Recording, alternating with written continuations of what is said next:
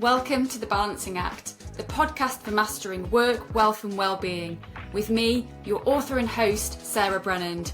Here we explore conversations, insights and expert advice through the lens of what truly drives high performance and sustainable success, aligning your money and mission, strengthening your mental and physical health, and creating a more intentional work-life balance. Each week, I'm joined by leaders, professionals and specialists who share how they navigate their own balancing act, along with practical tools and strategies that you can apply in yours. Welcome to today's episode, which is an extended interview recorded during the creation of my book, Balancing Act. These conversations shaped whole sections, and they are here because they offer honest insight on what it takes to master the balance of work, wealth and well-being. Today's guest is Alison Oliver, MBE, a leader whose work has shaped motivation, learning and personal development for thousands of young people and professionals. Ali is best known for her role as the CEO of the Youth Sport Trust, where she championed the power of sport, challenge and education to transform lives.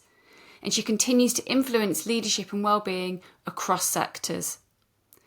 One of the reasons I wanted to include Ali in the book is her perspective on the balance between motivation, mission and responsibility.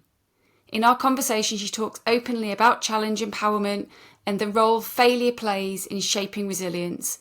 She highlights how growth comes from stretching beyond comfort and how taking responsibility for our choices, even when things go wrong, can be one of the most powerful catalysts for personal development. It's a grounded and incredibly human conversation about what helps us learn, what holds us back, and what it really means to build a meaningful, sustainable life and career. Ali begins by sharing a little about where she is now in her own journey before we explore the ideas and experiences that has shaped her approach to leadership, growth, and lifelong learning. I do hope you'll enjoy the conversation. So, where are you at the moment, professionally and personally, in terms of what you're doing in your career and what your focus or goals are at the moment? I'm at a point where I've been at the charity I'm currently at, the Youth Sport Trust, for 21 years. And I've been the chief exec since 2016. So I guess I'm at a point in my career where I'm very vested in what I'm doing and the work of this organisation. And in many ways, I guess when I came to the Youth Sport Trust, it felt like a natural coming together of where I should be professionally as a previous teacher, someone who'd worked in sports development, and then kind of understanding the world of sport for development, and particularly combining my passion for the power of movement, physical activity and sport in young people's lives. It's like a great place for me to be. Interestingly, professionally, during my 21 years at the charity, a lot of our successes and impact, more importantly, have been linked to when the wind's been in our sails. And that means political wind, because we work as a charity in and through education. When education's in a good place, or when children's holistic well-being is a priority in the political philosophy of the day, then the charity thrives. And there have been times during my career when we've kind of been sailing into a headwind, when that kind of appetite hasn't been there. And I suppose it feels like at the moment we're in a moment where, sadly, for not the right reasons, the charity seems to have more of a purpose and a mission than ever. Like, we've always had a clear mission and why we're here, but with declining children's health and well-being, the charity's work has never been needed more, I think. And politically, we're starting to get some momentum around, we have to do something about childhood, or the loss of childhood, and the challenges we see in young people. So for me, it's an interesting point in time, is, you know, as all good leaders, you have to constantly evaluate whether you're the right person to lead the organisation, depending on context. And also, for someone who's been in the charity a really long time, I'm forever evaluating and re-evaluating, questioning, does this organisation need a different skill set, a fresher perspective, all of those sorts of things. So it's quite an interesting time for me. I'm kind of determined that when I came into my role as chief exec, certainly the job was to maintain some amazing momentum that had been generated in the years up until then, and caretake the charity through what were likely to be some tougher years, losing effectively our figurehead in Baroness Sue Campbell, and at a time, as I say, when politics wasn't good. But so professionally, I'm at an interesting point where I'm really vested in what we're doing, and I think the charity's just on the verge of being able to make a much more significant impact than it has been recently. But also, is that the right moment? And I don't know, if I'm honest. I think we just kind of keep an open book on it and see where it goes. But personally as well, I'm mid-50s. I'll be 55 in November. Some people retire at 55. It's also a point where I'd like to think I've got some more fuel in the tank and there's something else that I can make a difference to. But also with older parents, as a female, going through the menopause, there's lots of things that change personally that affect your perspective, affect your motivation, affect your capacity, really, to continue to work in the same way. So I think I'm kind of moving into the third age, whatever the third age is, and that obviously brings with it a lot of choices. So I've got some choices coming up professionally and personally. And on those areas then, are they choices that have come because of kind of moving through age, and you mentioned parents and menopause, or are they choices that you almost knew would come at some point, but now you're just starting to address them? It's a really good question, actually. I don't think I ever... I'm not someone that's had a long-term career plan.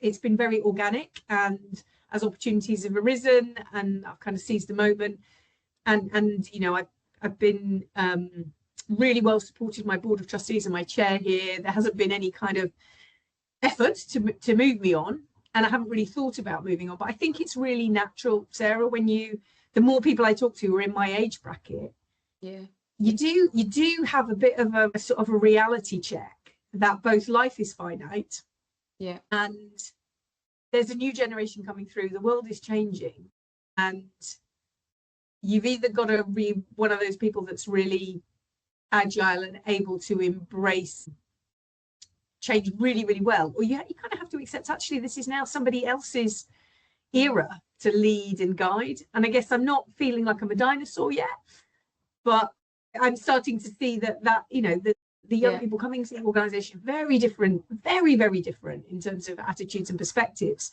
And would somebody else with a closer connection with their generation be able to help them be the very best version of themselves professionally? So there's sort of things that I didn't predict would happen. Perhaps I should have done, but I've never really thought about, these milestones in my life that I'm heading towards. Never thought about that, but I just suddenly seem to have hit one. I lost my mum 3 years ago. Had quite a profound impact on me.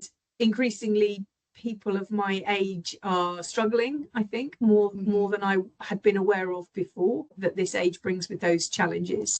And also, I think we are living through such a dramatic period of flux in what it means to work, and what your expectations are of the workplace, and what the needs of people coming into the workforce are. I'm like there's a lot of moving parts, and you have to keep really grounded on asking yourself, am I the right person to do this role or to lead at this moment in time?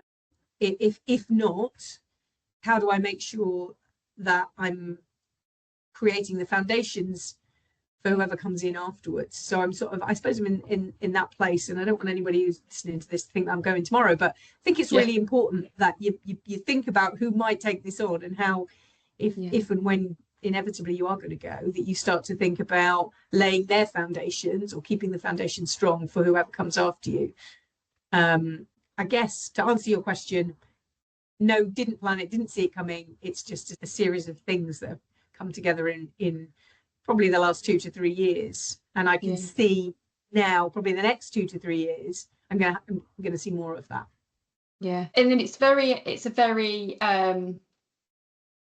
self-aware position to be in, but also from a career perspective, and actually, and maybe it's a traditional versus maybe a more new and emerging perspective on careers that people have. When you talk, just generally, people talk about managing or leaders, and there's that rhetoric of going, do you help the best people that you have to enable them to leave, or do you try and keep them in the organisation? But actually what you're talking about is yourself and what's best for the organisation. it's a different perspective, but one that you're living and breathing for yourself as well, rather than, you know, people within the Yeah. organisation. Yeah, I mean, I think the risk is, Sarah, like, I love this I cannot imagine another organisation that I would find that professionally fulfilled me as much. I've done so many years service here that I feel like I know my way around. I've got a strong network. I know the landscape I work in. It'd be so easy just to say, well, let's do another 5 years, and then at 60 kind of take a little. And that's the bit that I absolutely, my heart of hearts, it isn't me, but it also would not be the right thing to do for the Youth Sport Trust. So picking the moment, but in the meantime, while that moment will, I'm sure, as everything has done in my career, there will just be a point where it becomes blindingly obvious.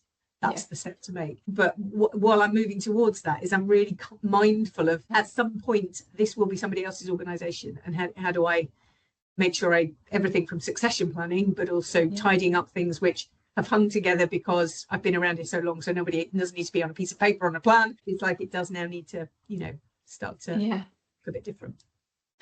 And have you any idea what the next phase would be, or is that still something that you would be kind of working out? Yeah. I have absolutely no idea, but I do know I've always had a sort of a moral purpose, a clear sense of trying to make a difference in the world. Where when I went into teaching, and I kind of wanted to replicate some of the things that I'd benefited from the awesome teachers and the education I had. It will be something like that, but I'm definitely not, as I said to you earlier, I didn't plan to be in this role. I don't need to move on to another chief exec role, although that might, you know, I'm not closing the door to that. I just don't know. Something will guide me. I'm a great believer in either in faith or just in being sufficiently aware that you know when something's right. So if we go back to when you were younger, you've already said that from a career perspective, it kind of evolved. And you've also mentioned, you know, you've got a very strong network around you at the moment. So, you know, Ali, when she was younger, what was it you hoped and dreamed to do? So I never, as a child, I wasn't like, I want to be an astronaut, I want to be a doctor, I want to be a teacher even. I was incredibly fortunate that I grew up with parents who just let me roam and didn't put any pressure on, like, you need to know what you want to do, Ali, and they gave me enough space and confidence to be curious and to follow my dreams. So there was a period when I thought I would go into the armed forces. I loved sport, and remember when I was a young person, the world was a place of peace, and everyone said, oh, if you love sport, you should go in the forces. You know, they do a lot of sport sort of thing, which is incredibly insulting to what the services do. But I think I would have thrived in a very structured environment, because sport had been my context for growing up, and that had been a structured environment. But no, I never really had a clear destination. I guess the one thing that I would say is, again, coming back to my family influence, was kind of the work ethic was quite strong in my family, like work hard, and that's the way to be successful. Make yourself useful, do the very best that you can, seize opportunities that come your way. And actually, probably those three things, just verbalizing them now, they still held true to today. I'm not particularly gifted or talented or anything, but I do work hard, and I'm constantly looking for how I can use whatever experience or assets or training or network or whatever I have to try and make a difference, and just be open to opportunities as they arise. Have there been any key opportunities that have come along that have felt like a defining moment in my career professionally? I suppose defining moments for me have always involved people. I can remember even going for my first teaching job and interviewing for a number of schools, and choosing the institution I went to because the culture and the ethos and the leadership inspired me. And there's no doubt when I left teaching to go into higher education, I was inspired by somebody on a mission that I wanted to be on with them. They personally inspired me in the mission they were on. And then when I came to Youth Sport Trust, very similar.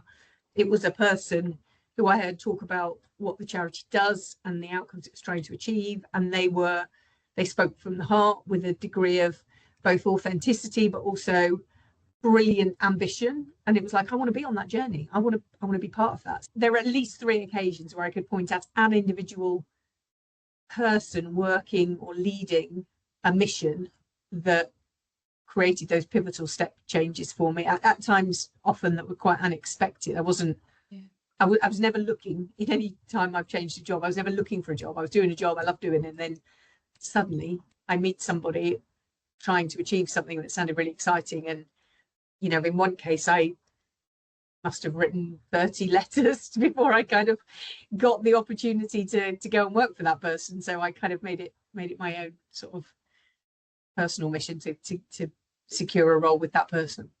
And it clearly paid off.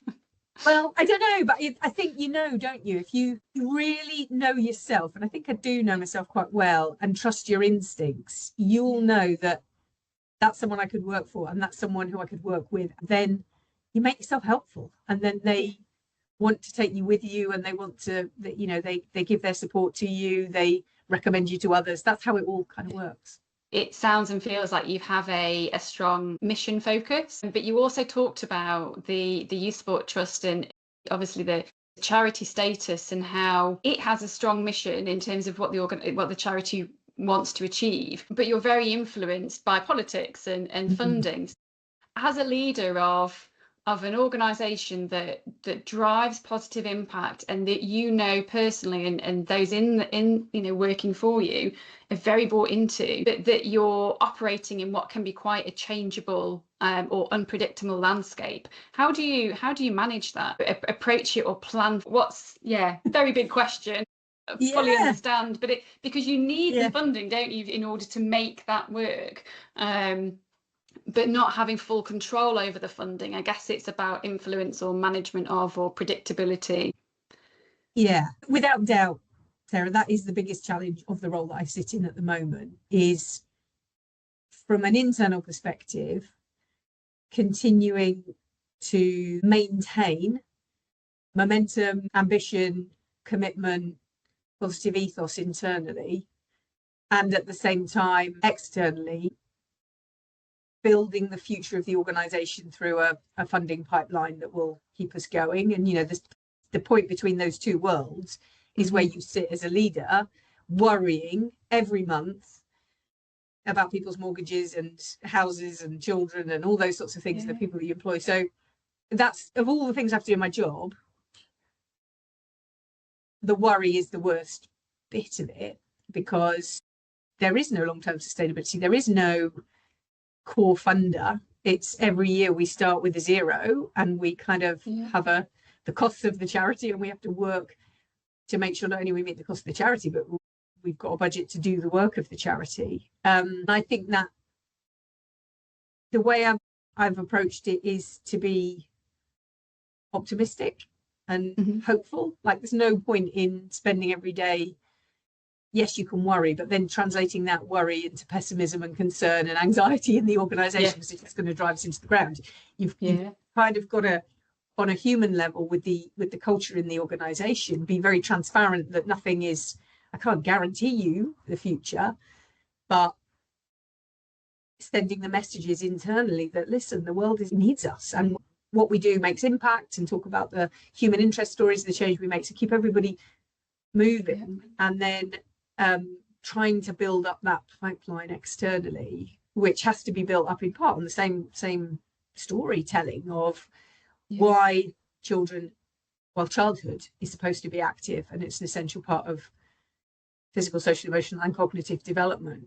But it's a hard balancing act, and it's where working really hard with your board so they have confidence in you, because again, you get turnover in board, we get new trustees, and to begin with they look at it and they go, what, you mean you've got no funding at this point? Or you've only got 30% of your budget covered at the beginning of the year, you would say. And it's like, just bear with me, here are the accounts from years gone by, and we do always close the gap, but we close the gap by working damn hard at it.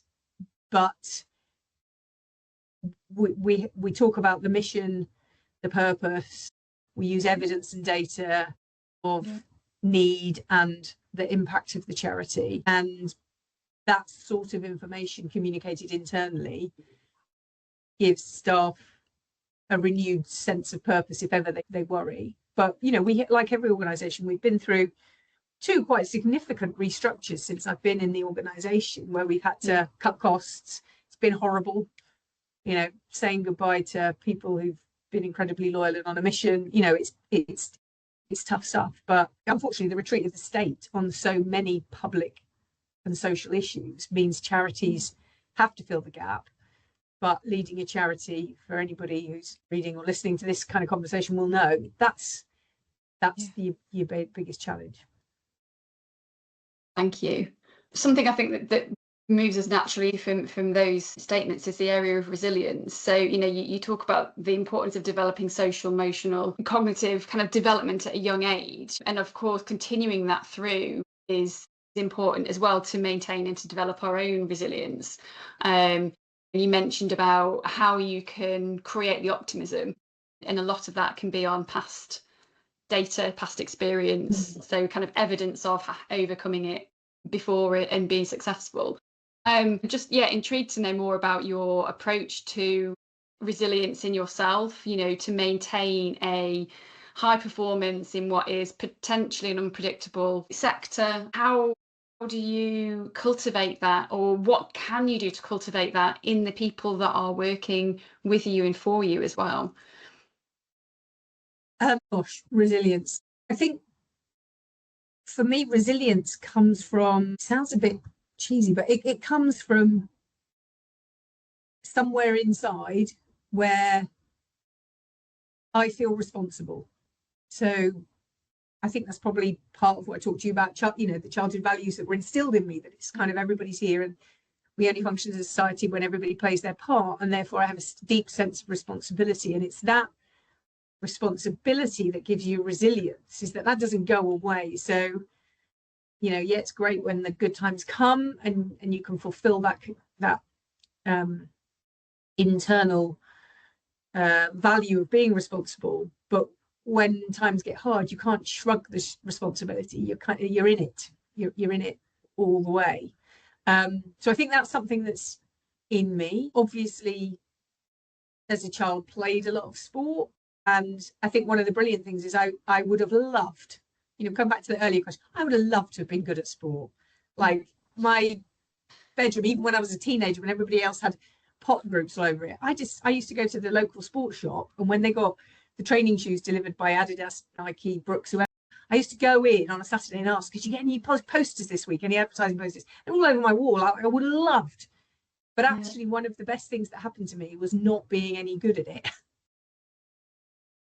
It meant that I didn't stop loving it, because I loved it, because I loved how it made me feel.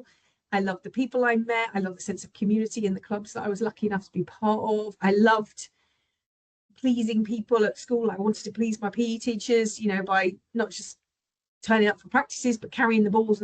That's kind of, sport was where I learned some of the values and behaviours that I carry with me today. And I guess that's why I'm so passionate about young people having it somewhere in their lives. But then also, there's no doubt having your support network, both at a personal level. I've got great people around me and family and my partner who keep my feet on the ground, rationalise things for me. I think sometimes when you care too deeply about something, you can have these moments of catastrophe where it doesn't look like it's going well, and like the whole world falls apart for a few days, because you think, well, you know, can we go on? And then you find that sense of responsibility in yourself, but others remind you of why you do what you do. And actually, when it goes pear-shaped, that's when you're needed more than ever. So get back up, dust yourself off and go on. So that, I've also been tremendously lucky to have people who weren't formal mentors, but people who I valued as role models, and then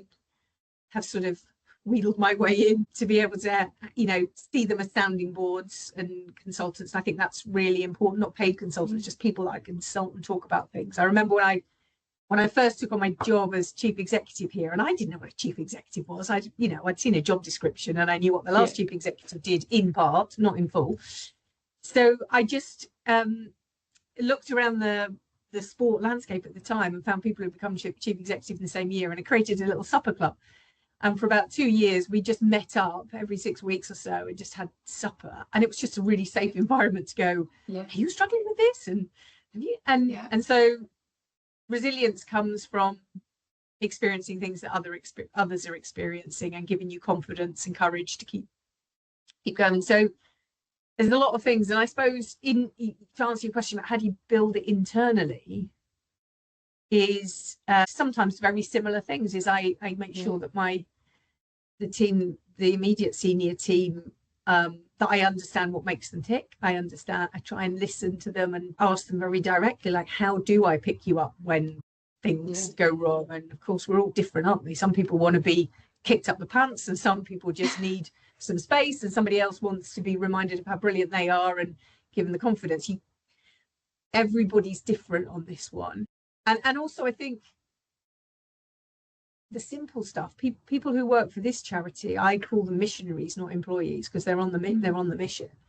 And therefore, what gives them resilience is the same sort of sense of responsibility that I talked about. So regularly, probably when you're a leader, you sometimes think you do it too regularly, but I don't think you can do it regularly enough. Talk about the mission we're on, the impact that we're making, the need out there, what's the social need for the services and the programs that we run, and that kind of trying to galvanize people so people don't feel exposed. They feel they're part of a community that are riding the waves with them. I suppose we do a lot here around ethos and culture and climate.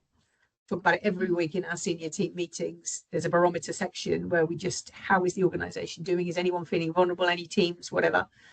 And we bring everybody together, all 104 people, 3 times a year. And it's expensive, but it's the best thing that we do.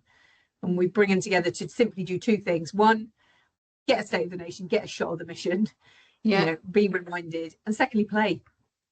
Yeah. We use what we do as the context to reunite the team, build resilience in people, build sense of responsibility. We do a lot of playing. We do a lot of sporting, physical activity, fun stuff. Yeah. On the barometer bit that you just mentioned, do you have anything formal in place that kind of feeds back, or is that just your team going, actually, we all appreciate that people are different and this is kind of what I'm picking up on? So is that a very kind of natural, organic sense check of where people are, or is there anything kind of more formulaic that you do? Yeah, great question. So we currently do a pulse survey 3 times a year. So that's a very structured, systematic employee engagement exercise. We used to do an annual one. Okay. And what we've found over the years is it's quite affected by what's happening in the charity at the moment that where you do it. Yeah. So if you're not careful, you end up trying to pick the point in the year when you think it's going to be the calmest in the organization, and of course then you don't get the reality. So we've picked 3 moments in the year when we think the flow through the charity is different. Yeah. So we want to understand, are there consistent themes from an employee engagement perspective that we need to work on? And are there things that we just need to be aware at these 3 points in the year? This is when certain vulnerabilities or certain needs or certain feel-good stuff kind of comes out, so we can use that better. So we have that, but it's all anonymized, obviously.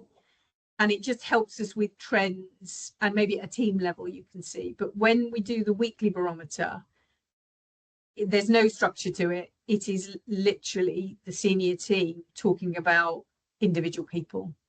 So we don't talk about everybody, we don't go through all 100, but if there's someone who we know is struggling, either personally or professionally, or something to celebrate, someone wants to bring forward something that someone's done brilliantly, so that we can all amplify that.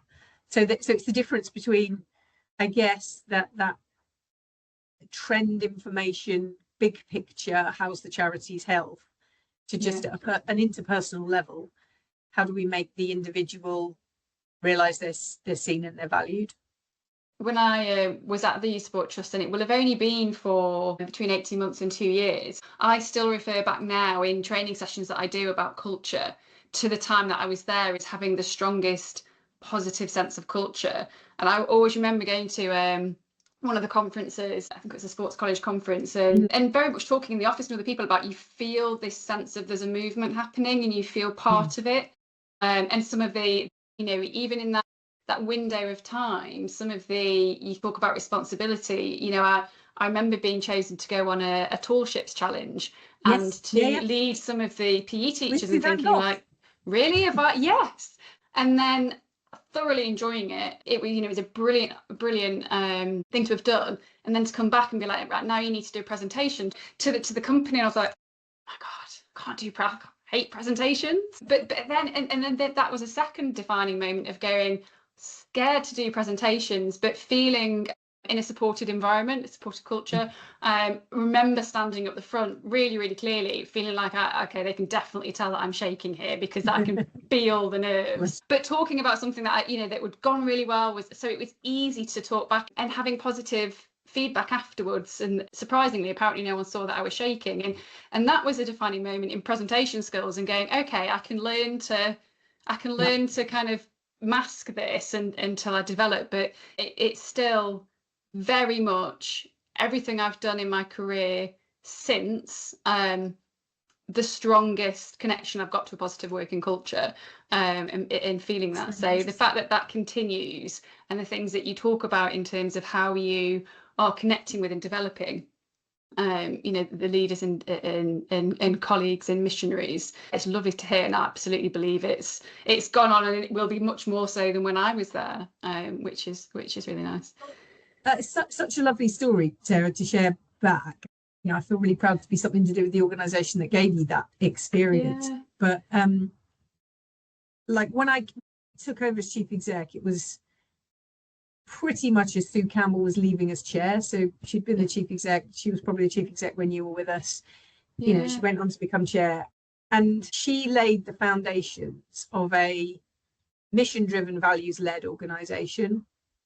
And when I picked up the baton, or whatever you want to call it, there's no way I was going to ever fill her shoes. But my observation was what made this charity a success was not necessarily the genius in our programs, or, although I like to think they're pretty good, or our track record. It was to have this amazing philosophy. It's a bit like the Maya Angelou quote, like, people forget what you did, they forgot what you said, but they'll never forget how you made them feel.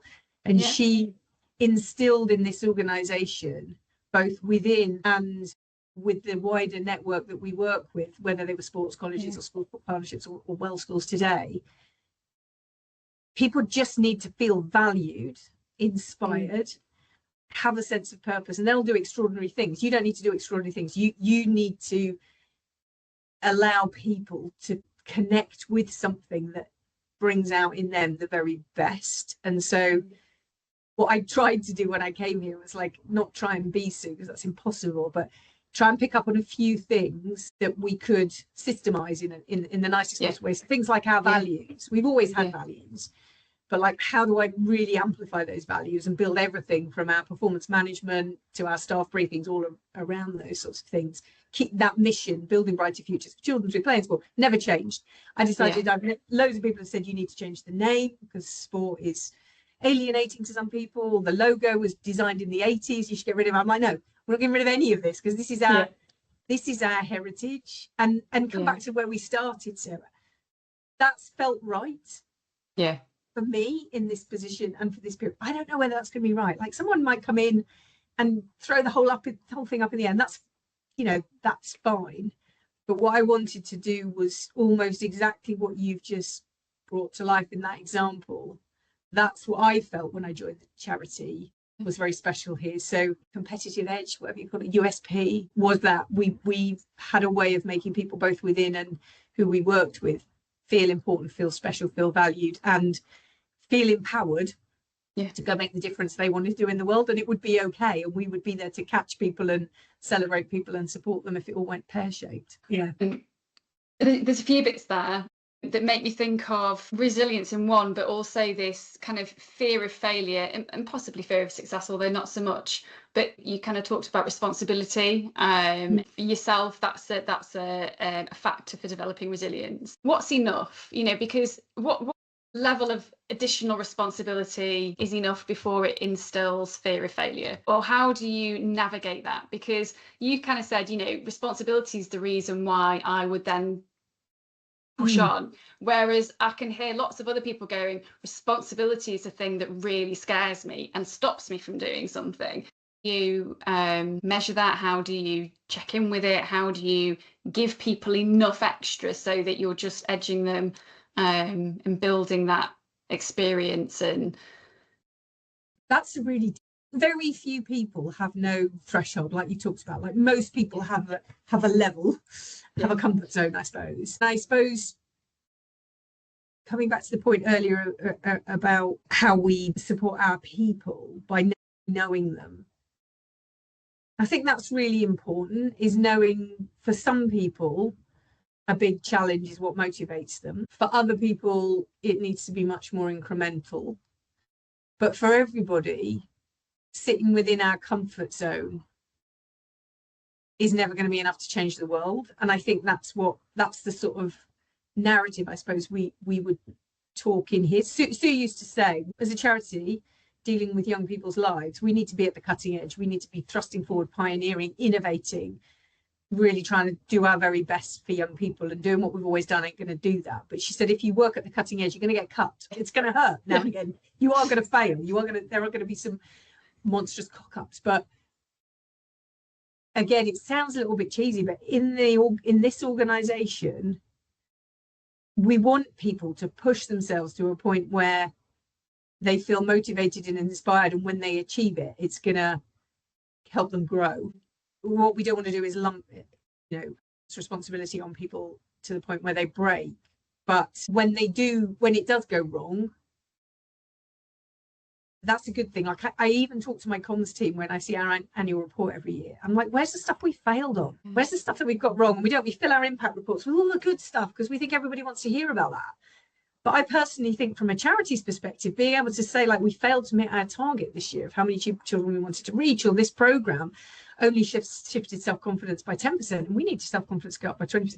These are good things, failings that we need to kind of grow from. So I think, I don't know how to answer your question simply around what is enough, because I think what is enough is a personal thing. But setting a culture that says we all have to go outside our comfort zone, otherwise we sit in the status quo and it's not good enough. But also being really clear that you set your target, and if you set something that's too ambitious and you don't achieve that, there'll be a reason for that. Yeah. And as long as we debrief the reasons, whether it is personal endeavour or whether it's circumstances around you or somebody else's fault, whatever it is, as long as we debrief it, then we learn how next time it's more likely to be successful. But that sounds like a textbook answer. It's not meant to be a textbook answer. It's just that's kind of how it worked. Well, how we try to make it work. Obviously not. Yeah. You could probably talk to some people in here who would say, no, I'm under enormous pressure. I'm under too much pressure. And one thing, Sarah, you may remember from being here, I don't know whether this got talked about a lot at the YST, but we do talk now quite a lot about, in the context of employee engagement surveys, we score ridiculously highly on engagement. So how many staff take part in those surveys? Just everybody does it. It's like they want to help the organisation do it. And on, do I understand the organisation's mission and purpose and values, impact, score really, really highly. Work-life balance, and for some, not for all, personal development scores much more lowly than I would want it to. But I don't think you can have both. Like, if you employ people who are mission-led, they're going to be missionaries and they're going to put themselves second to the mission. And our job is to be alive to that and be aware of it. And we are very much alive to it and aware of it. But it's a fine balance, isn't it, between people whose number one priority, or their priority is well-being over impact or progress at work. And you kind of we want people who probably are on the side of being too mission driven. So our job is to help balance them out rather than having to overly motivate people around the mission who aren't there. I think as a leader, that would be my preference always, been trying to help people get to a healthier place than overcommitted, than people who just aren't committed and you're having to work really, really hard. And your experience is reflected today. People come and work for the YST because they want to be part of this bubble, this thing, this movement. But that probably means they've got a tendency or a likelihood to put their work above themselves. but the output and the focus of the work is sport and physical and wellness and health, isn't it? That the thing that they're doing it around the positive benefits of movement and sport and physical activity. So does that make it easier to be aware of your own health and well-being and the importance of it? Or I think it makes it easier to be aware of, because obviously we are talking, and our research and impact team are bringing forward evidence all the time, not just of obesity and isolation and depression, but quite a lot of stuff around the stuff that is really motivating me at the moment is around our cognitive development, our brain development and brain development of children, and how some of the behaviours that we are seeing and people are casually referring to as mental health aren't actually. There's some dysregulation in neurodiversity arising because children haven't done what it is human to do between the ages of kind of 0 and 5. So I think people understand it. I think there's a lot of people I would talk to, and I would include myself in it, that I'm not walking the walk. I'm talking the talk and not walking the walk. But we probably are still much better at that than organisations that don't have our mission and that kind of insight. But what I thought you were going to say actually is, while everybody needs money to pay the mortgage, and don't get me wrong, there'll be a lot of staff in here would love it if I could give them a pay rise. Yeah. People's motives are different, and that's what makes the world spin, doesn't it? People who want to make money, there's a private sector over there you can go work in and get your bonuses and be target led on finance. And the people who come here clearly are not overly financially motivated. They get paid, and hopefully our salaries are all benchmarked and all that sort of thing, but they're not going to earn megabucks here. But probably links into this thing about how do we judge our personal wealth. I think for a lot of people here, that wealth means I'm making a difference in the world, and I'm doing something positive for the next generation. That means a lot to us all, I think.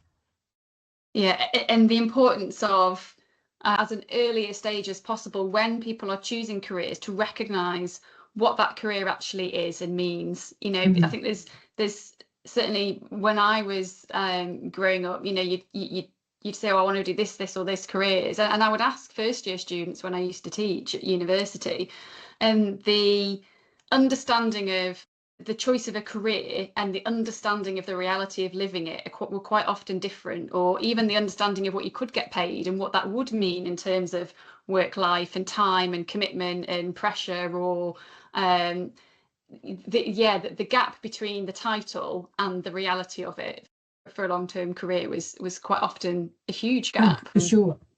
I think it's one of the biggest gaps actually in, there's loads of things you learn as you get older. I sound like my parents, but you do learn things that in hindsight you go, this is bleeding obvious. But I remember when I left teaching, public sector role, never had to even think about where does the organisation that's employing me get its money from. I didn't even, it's government funded, so I knew what the private sector was. I didn't know what the voluntary sector was. In fact, I probably thought the voluntary sector meant volunteering. I think, growing up, I thought that's if you're a charity, you must be doing it for free. And often today, when I do as you've done, Sarah, when I am invited to go and talk to students, I just kind of remind them about the voluntary sector and how big it is and the significant role it plays in society. But also, it's a different kind of organisation. It depends what's going to motivate you in your life. Is it public service? Is it social good? Is it making money? And none of those things are bad, but you've got to find out what motivates you before you start looking at jobs. Look at the consequences of the sector. And even when I left teaching to come to the Youth Sport Trust, I didn't actually think through no more summer holiday, no state pension, it just no long-term security of role.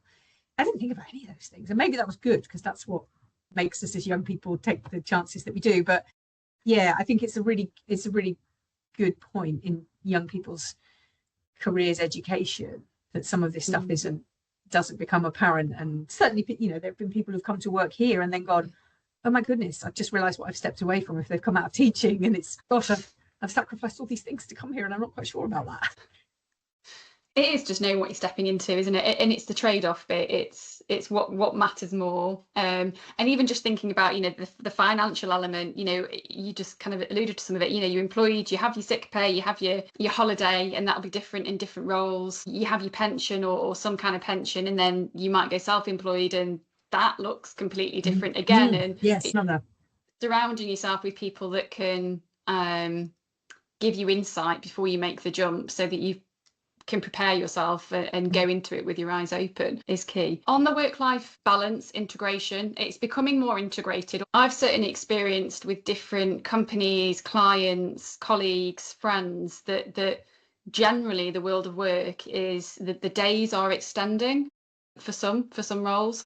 Some people are choosing that because it enables them to integrate life choices, going for a run mid-morning rather than at 6 o'clock so they can get to the office for 8, for example. Just intrigued as to your take on your own approach to work-life balance or integration. Do you silo them and keep clear barriers between work and general life, or do you have a more integrated approach? And then what does that look like for again, your team? Yeah. So I think this is a function of my age, if I'm honest. So I do keep the two pretty separate. And I still I have long days, but it's still very unnatural for me to take a break in the middle of the day to go for a run, or I don't have children, but take the dog for a walk or something like that. It's just not in me. It's not what I've been conditioned over the years. And I think what is probably great about what's happened since COVID is you can do the whole spectrum. There would have been a time, certainly in my career, not long before COVID, probably, if you chose to go run in the middle of the day, even though we're the YS team, someone would have gone, really? Look at the watch or something like that. So I think it's great that we've got variety, but we've been on a really interesting journey here where I guess it depends what your business is. We talked a lot about the culture and climate here, and that's only created by bringing people together. I firmly believe that, like, even through COVID, we met as 100 odd people every week online just to try and keep that feeling. And we, like loads of people, we did social stuff and that, but we really over-indexed on keeping human connection. No one would have gone more than 2 days without having some sort of team connection or whatever. But like many leaders, have faced quite a lot of resistance in establishing our flexible working policy post the pandemic, with people's lifestyles having changed, people still having anxiety about being back in places with people. But I held out for 3 days working in the office and 2 days remote when the tide was very much against me on 2 days. People were happy to go 2 days, not 3 days. But I'm really happy we did it, because I felt, although we started kind of back gently with two days before we established a policy, we just sort of brought people back gradually. There just wasn't a critical mass of people for anybody to have a good experience on any day.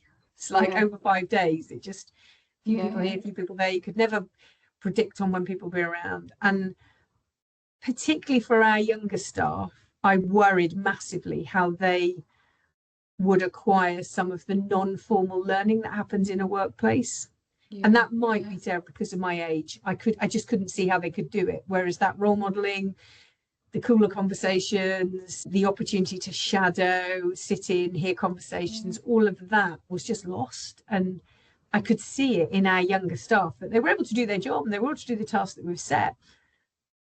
I just felt some of those discretionary things, which are really important to culture and climate, were not transmitting in the organization. So we have obviously staff have their contractual breaks for lunch and whatever time elsewhere in the day, but we also have a thing called Active 30 now, which is a little bit of learning we took from the Daily Mile that happens in schools, which if you know anything about Elaine Wiley, who first started doing that in a school up in Scotland, it was recognise the children weren't fit enough, recognise that in every classroom there was a point in the day when the children had just done enough and they just needed to move. So Daily Mile wasn't about a daily mile to begin with. It was about 15 minutes outside the classroom, and it just happened you could run a mile in 15 minutes, and hence Daily Mile was born. So Active 30 is, as well as your contractual breaks, feel free during the day to take up to 30 minutes to just get away from the desk and do some stuff, whether that's, if you live close enough, go and walk the dog, whether that's nip out and pick up your kids, whether that's go for a run. It's kind of just get away from your desk and be active. So we sort of found a way of integrating work and life for those people who I've pulled back into the office 3 days a week but feel that need for a bit more integration between work and life, and not arriving at 9 and going home at 5 or whatever the standard stuff is. So I guess that's quite a flexible approach. One of the other things I wanted to talk to you about was rest, the importance of it and how you personally approach it, but also energy management. The active 30 is a really nice way of going, here's an opportunity, you use it as best you want to in a way that works best for you, which again is that recognition of unique needs or desires as to how you want to use that time. But how do you approach it? How do you integrate rest generally across the day? So there's a couple of things I want to say on this one. So one is lots of horrendous stuff happened in COVID, but for someone who works remotely from where the headquarters is and whose role requires a lot of travel, I can definitely say without question I was healthier and fitter in COVID than ever in my life, because I had routine, and my job doesn't allow me, and where I live doesn't allow me to have any routine. So one night I might get 4 hours sleep, the next night I might get 8 hours sleep. And I think for me personally, trying to get as much of routine, even though it might be not good stuff. So it might be that I need to really, I ideally like 8 or 9 hours sleep, but if I'm going to have 6 hours, let's have 6 hours every night, so my body gets used to the routine. Than 4 hours one night, 8 hours is on. So personally, it is the routine. And similarly, being able to exercise at the same time, not necessarily every day, but knowing that's when I exercise best. So COVID, I without doubt felt healthier and fitter to do my work than I do now. I'm back traveling all over the place. But I use different time in different ways. So I have to do quite a bit of traveling in the car and on the train. So I assign particular tasks to do when I'm traveling. So usually when I'm driving, it's a thinking task. I've got to think through something. On a train, it's usually don't hook onto their Wi-Fi, just clear some big reports you've got to write or whatever and whatever. When I travel, I would rather, if I can humanly do it and we can afford it, stay over than go home. But I'm really lucky I don't have children. I have a partner who's very tolerant and will walk the dog, so I don't, and then I'd rather work really long until the evening when I'm away, so when I'm home I can protect that precious time when I'm home. The one thing I've never cracked, I'm not a nice person on a Sunday afternoon. I've never managed to crack that horrible sort of cloud for me that isn't, I'm dreading going to work because I love my job, but it's like I need to now change gear. And I think that separation of work and life on a Sunday I find really hard, because on a Sunday I want to be life, I want to be with my family, I want to be in my house, I don't want to be in my office. But I do feel on a Sunday I've got to spend some time gearing up, and I feel conflict when I try and bring these two worlds together. Whereas I'm sure other people, particularly you might be a good example of it as consultants and so on, who manage to have this much more fluid relationship between work and life. I've just never managed to crack it. I think one of the things that I would say is a real unfortunate legacy of COVID, again, that I don't seem to be the only person that's facing, although you might know people who've solved this one as well, is we're all in a meeting culture. To have a conversation is now a meeting. Like it never was. It was like a phone call, it took 5 minutes, and now it's a half an hour Teams call, and it's so intrusive on our time that we have available in the working day.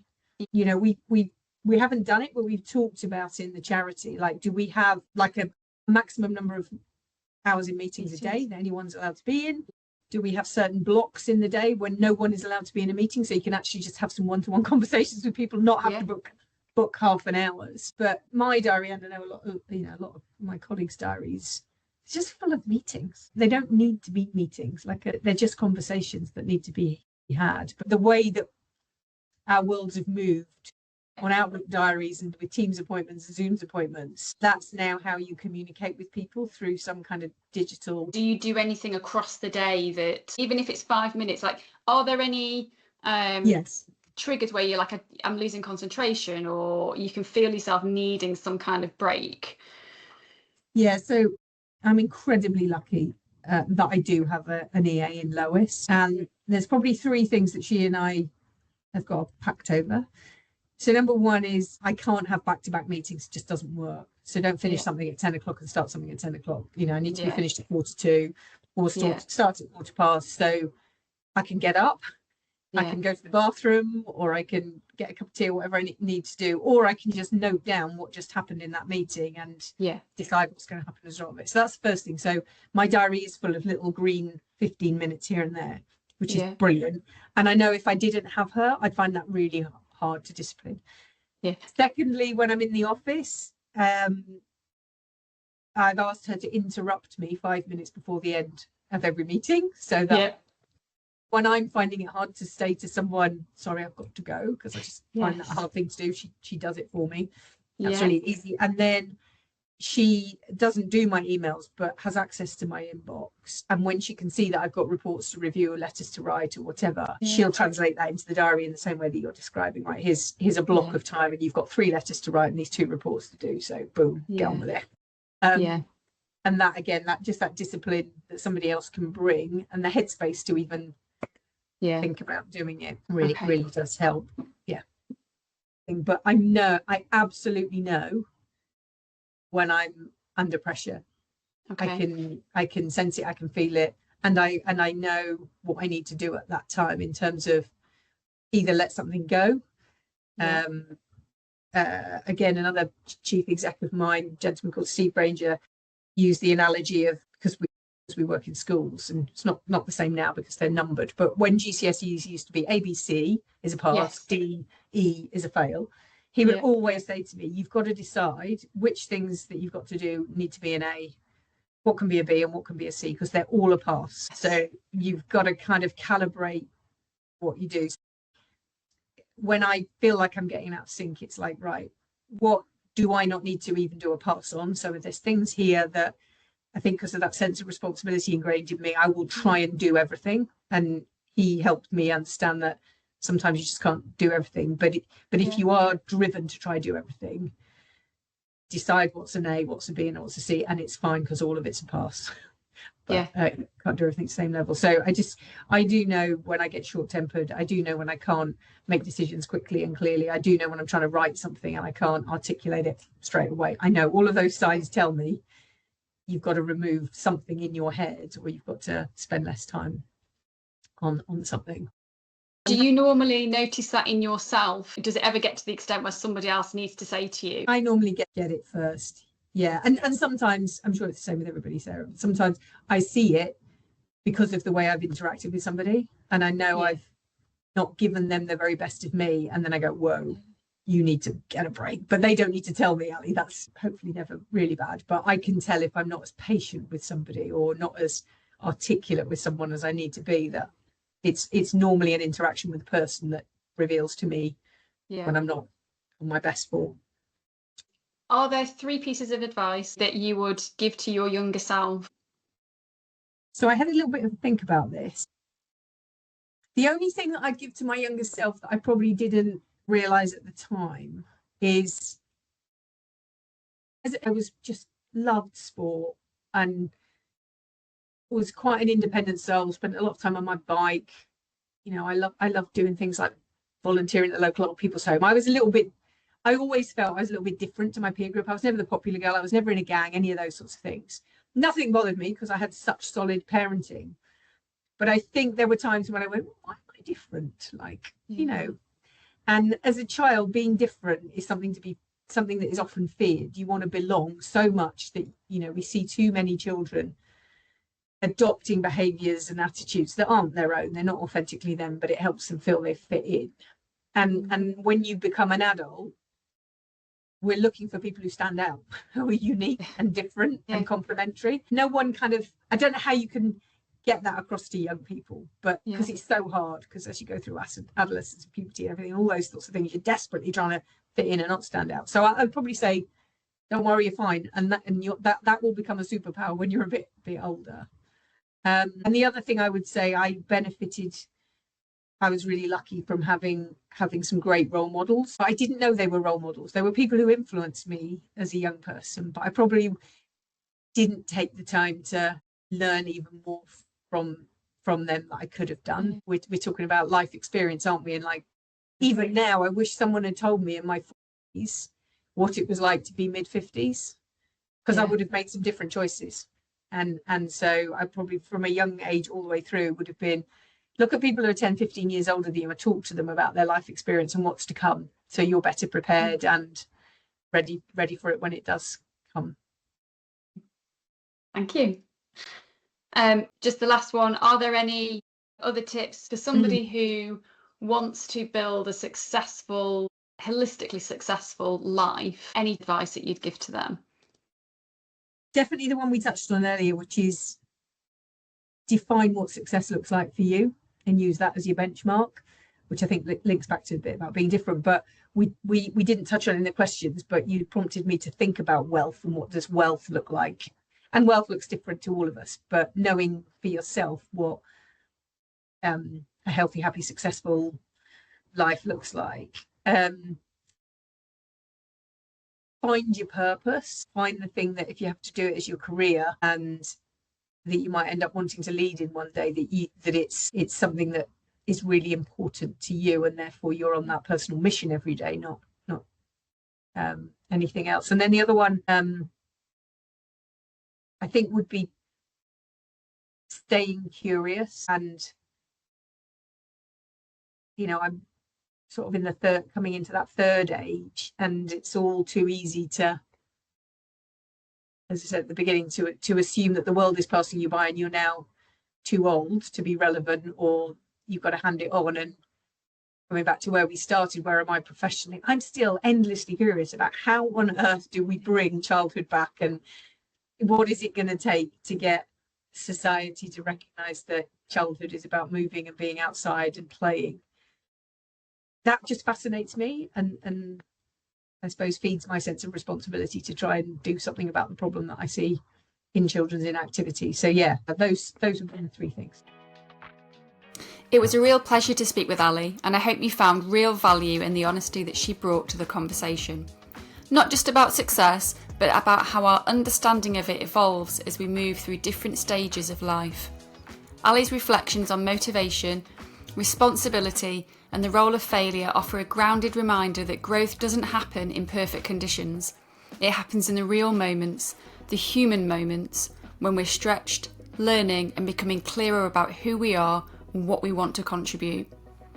If you'd like to explore these themes further, you can find expert perspectives and supporting resources over on our website at www.balancing-act.co.uk, throughout the Balancing Act book on mastering work, wealth and wellbeing, and by following our podcast for more episodes and insight.